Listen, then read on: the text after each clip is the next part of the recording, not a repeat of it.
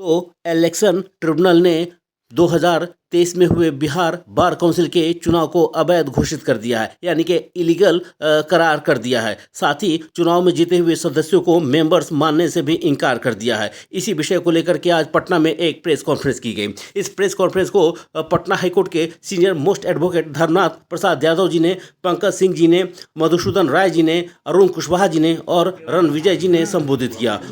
क्या कहेंगे? Election tribunal ने तो इनको मेंबर्स मानने से इनकार कर दिया। अब आप लोगों ने केस भी फाइल किया था, क्या उसका रिपोर्ट है, क्या प्रोग्रेस उसमें हुआ है, इसके बारे में सर कुछ बताइए।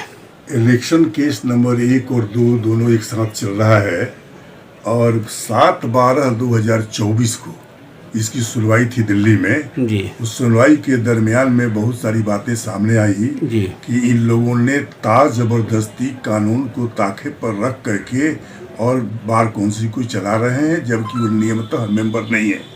इस बात का बहस जम करके वहाँ हुआ और उस बहस के बाद जो आदेश निकल करके आया है, वो आदेश मेरे हाथ में भी है। उस आदेश में ट्रिब्यूनल ने स्पष्ट रूप से स्वीकार सर उसकी प्रतियां सब लोग, मैं चाहूंगा कि सब लोग दिखाएं एक बार उसकी प्रतियों को, ताकि हमारे दर्शक जो है वो देख लें। ये इसकी प्रति है, बिल्कुल, जिस प्रति में साफ तौर पर लिखा है जी, साफ तौर पर लिखा है कि बिहार स्टेट बार काउंसिल चुनाव 2023 तब तक वो सदस्यता उनकी स्वीकार नहीं की जाएगी कानून में, जब तक उनका गजट नोटिफिकेशन नहीं होता है। यह गजट न्यायालय के आदेश से रोका गया है।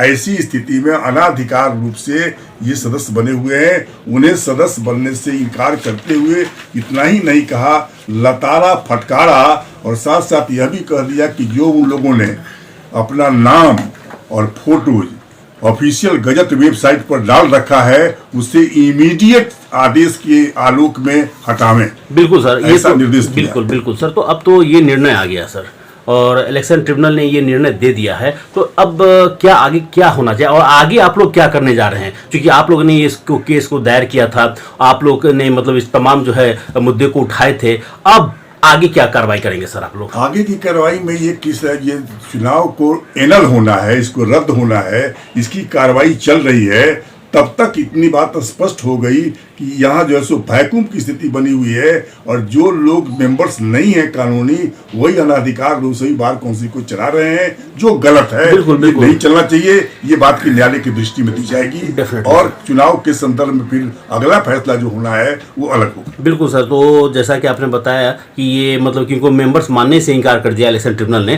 तो ये लोग काम कर रहे हैं, तो ये तो एक तरह से मतलब कि इलीगल हो गया।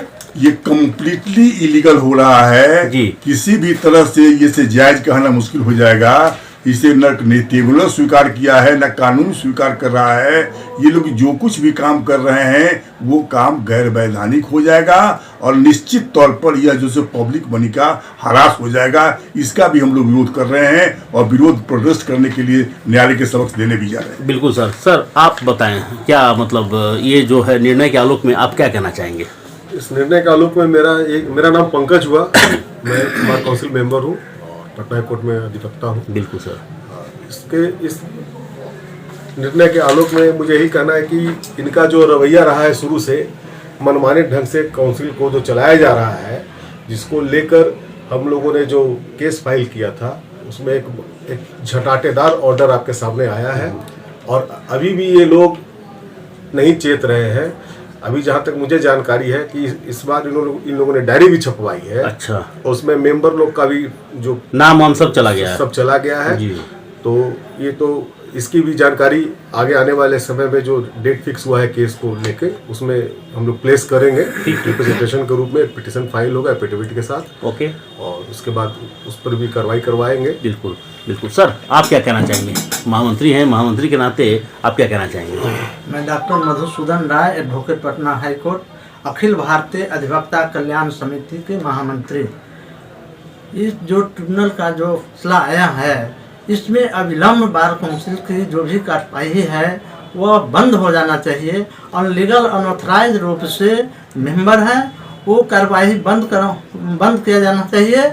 और हमारे अध्यक्ष महोदय धर्मनाथ प्रसाद यादव जी ने जो कहे और जो लड़ाई लड़े, वह उसकी पारदर्शिता और उसका एक मिसाल है और मिसाल के रूप में आ रहा है। ठीक। सर आप क्या कहना चाहेंगे? देखिए, बिहार स्टेट बार काउंसिल का जो 2023 का चुनाव हुआ है वो बिल्कुल इलीगल, इम्प्रॉपर, इनकरेक्ट और विदाउट जुडिक्शन हुआ है। बिल्कुल उसमें 4.25 करोड़ रुपया खर्च करके जो चुनाव की जो एजेंसियां थी उन सब को प्रभावित किया गया है। इसके साथ साथ अधिकार ही नहीं था, स्टे लगा हुआ था सुप्रीम कोर्ट से, स्टे लगा हुआ था बार काउंसिल ऑफ इंडिया से। इसके बावजूद भी जबरन इन लोगों ने इलीगल तरीके से चुनाव करा दिया है और चुनाव का रिजल्ट भी घोषित कर दिया है। जबकि अभी जो ट्रिब्यूनल का जो ऑर्डर आया है, अभी जो आया है 7/12 को, उसमें 7/12/24 को जो आदेश आया है उसमें साफ साफ लिख दिया है कि आप तमाम लोग जो गलत तरीके से चुनाव कराए हैं, आप लोग बिहार स्टेट बार काउंसिल का जो वेबसाइट है उस पर से तुरंत इमीडिएट इफेक्ट से अपना नाम भी हटाइए, अपना फोटो भी हटाइए और कहीं भी इसको डिस्प्ले नहीं करिए कि you are elected members of the bar council. तो ये बहुत बड़ा इन लोगों के गाल पर एक तरह से तमाचा है। Thank you sir. हाँ सर, बताइए रणविजय जी, क्या सर अपना परिचय देते हुए थोड़ा बताएं।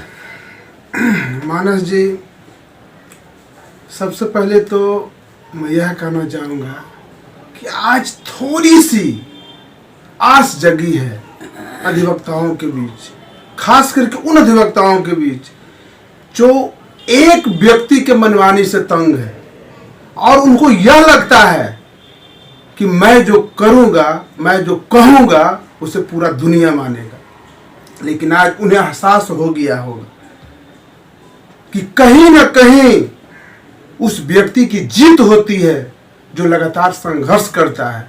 और मैं उन्हें हिदायत देना चाहता हूं कि उन्हें लगता होगा कि मैं किसी प्रकार केन प्रकार जीत जाऊंगा, तो वो गलतफहमी में ना रहे। आज हमारे राष्ट्रीय अध्यक्ष जी के प्रति भी जो उन लोग का रवैया है, उन लोग सीधे तौर पे, मैंने खुले मंच से यह कहना चाहूँगा कि इनकी जान माल का जो हम लोग देख रहे हैं कि इन पे कभी भी कुछ उन लोग हमला करवा सकते हैं या इनके जान धोकर उन लोग पड़े हुए हैं पीछे, तो उनको हिदायत यह देना चाहेंगे कि आप हमारे राष्ट्रीय अध्यक्ष जी को कमजोर समझने की भूल मत करिएगा।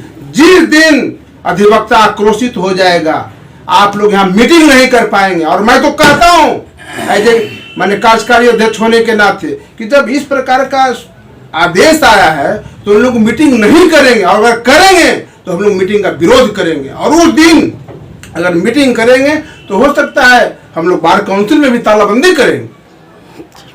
इन्हीं बातों के साथ आपका बहुत बहुत धन्यवाद।